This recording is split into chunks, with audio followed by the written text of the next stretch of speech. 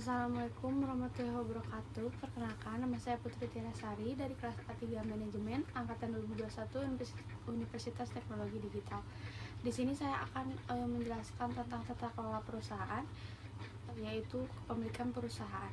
Pemilikan perusahaan terbagi menjadi beberapa sub. Yang pertama adalah organ perusahaan, yang kedua adalah rapat umum pemegang saham, yang ketiga adalah perlindungan pemegang saham, yang keempat adalah wewenang rapat umum pemegang saham, dan yang terakhir adalah peningkatan nilai tambah. Yang pertama adalah organ perusahaan. Organ perusahaan adalah komponen-komponen yang bertanggung jawab atas keberlangsungan perusahaan yang menurut Undang-Undang Nomor 40 Tahun 2007 tentang UPT terdiri dari rapat umum pemegang saham, direksi, dan dewan komisaris. RUPS atau yang biasa dikenal dengan rapat umum pemegang saham yaitu membicarakan tentang kepemilikan perusahaan. Yang selanjutnya adalah direksi. Direksi adalah organ perusahaan yang bertanggung jawab penuh untuk pengurus perusahaan, termasuk mewakili perseroan di dalam ataupun di luar perusahaan. Yang selanjutnya adalah dewan komisaris. Dewan komisaris adalah organ perusahaan yang bertanggung jawab untuk mengurus dan menasehati para direksi. Yang selanjutnya saya akan memperjelas tentang rapat umum pemegang saham. Untuk menjalankan fungsinya, rapat umum ini tuh bertujuan sebagai tempat pemegang saham mengambil keputusan tentang sesuatu yang berkaitan dengan perusahaan.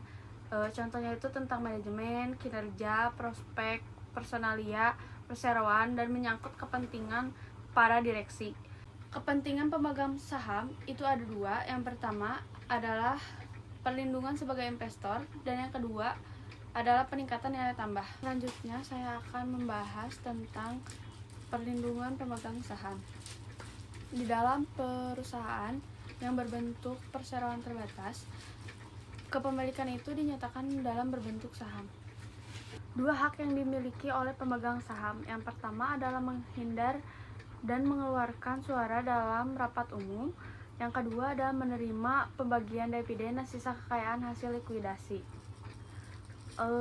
Menurut UPT juga memberikan perlindungan saham untuk syarat quorum dan syarat pemungutan suara, hak mengajukan gugatan hukum, hak meminta saham yang dibeli dengan harga wajar, hak mengajukan permohonan, hak untuk mengajukan usul pembubaran, hak meminta diselenggarakannya rapat umum tahunan atau rapat umum lainnya. Kepentingan selanjutnya dari pemegang saham adalah peningkatan nilai tambah. Peningkatan nilai tambah ini berupa kesejahteraan yang akan meningkatkan yang bersumber dari kinerja perseroan dan pengaruh pasar. Dan yang terakhir, saya akan menjelaskan tentang wewenang rapat umum pemegang saham.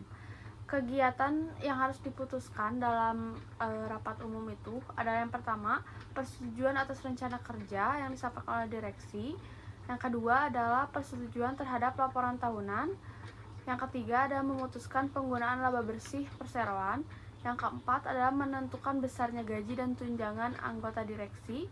Yang kelima adalah menetapkan besarnya gaji atau honor dan tunjangan bagi anggota dewan komisaris. Yang keenam, mengangkat dan memberhentikan anggota direksi. Dan yang terakhir adalah mengangkat dan memberhentikan anggota dewan komisaris.